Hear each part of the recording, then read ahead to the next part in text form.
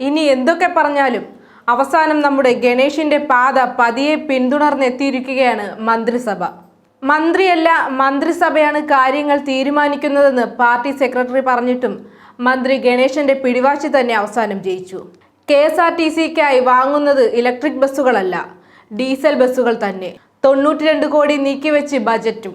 കേന്ദ്ര സർക്കാർ നൽകുന്ന ഇലക്ട്രിക് ബസ്സുകളും KSRTC വേണ്ടെന്ന് വെച്ചേക്കുമെന്നും വ്യക്തമാക്കിയിട്ടുണ്ട്. KSRTCയുടെ ഇലക്ട്രിക് ബസ്സുകൾ ദീർഘകാലാടിസ്ഥാനത്തിൽ നഷ്ടമാണെന്നും ഒരു ഇലക്ട്രിക് ബസ്സിന്റെ വിലയ്ക്ക് 3 ഡീസൽ ബസ്സുകൾ വാങ്ങാമെന്നുമായിരുന്നു മന്ത്രിയായി ചുമതലയേറ്റയുടൻ KB ഗണേഷ് കുമാർ പറഞ്ഞത്. എന്നാൽ മന്ത്രിയല്ല ഇക്കാര്യങ്ങൾ തീരുമാനിക്കുന്നത്, മന്ത്രിസഭയാണ് തീരുമാനമെടുക്കേണ്ടത് എന്നായിരുന്നു CPM സംസ്ഥാന സെക്രട്ടറി MV ഗോവിന്ദന്റെ അഭിപ്രായം. അതിനുശേഷം ഗണേഷ് ഒന്നും മിണ്ടാതെ അനങ്ങാതിരുന്നു.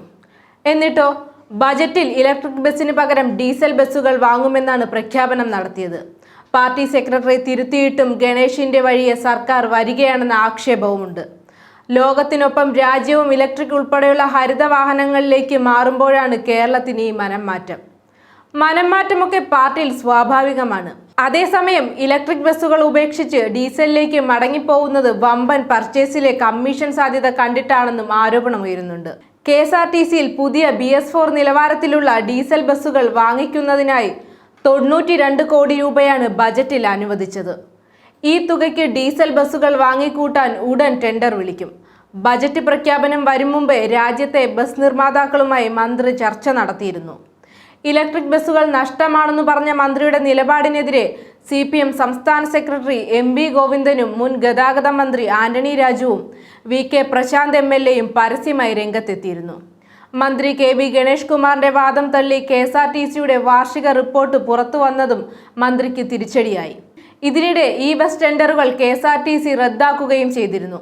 ഇതിനിടയിലാണ് KSRTC ഡീസൽ ബസ്സുകൾ വാങ്ങിക്കൂട്ടുമെന്ന ബജറ്റ് പ്രഖ്യാപനം. ഒരു ഇലക്ട്രിക് ബസ് വാങ്ങുന്ന പണത്തിന് 3 ഡീസൽ ബസ് വാങ്ങാമെന്നും അതാണ് ലാഭകരമെന്നുമാണ് ഗണേഷ് മന്ത്രിയായ ഉടനെ പറഞ്ഞത്.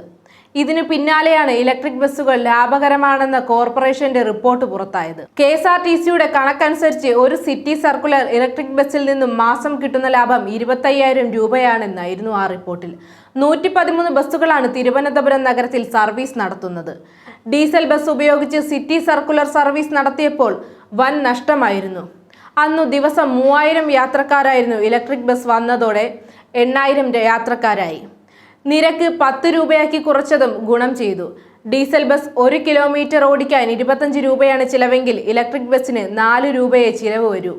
ഒരു ഇലക്ട്രിക് ബസ് വാങ്ങുന്ന പണത്തിന് 3 ഡീസൽ ബസ് വാങ്ങാമെന്ന മന്ത്രിയുടെ വാദം ശരിയാണ്. എന്നാൽ കേന്ദ്ര സർക്കാരിന്റെ സ്മാർട്ട് സിറ്റി പദ്ധതി വഴിയും കിഫ്ബിയിലൂടെയും ബസ് വാങ്ങാൻ പണം ലഭിക്കുന്നതിനാൽ KSRTC ഈ ഇനത്തിൽ പണച്ചിലവില്ല എന്നതാണ് യാഥാർത്ഥ്യം.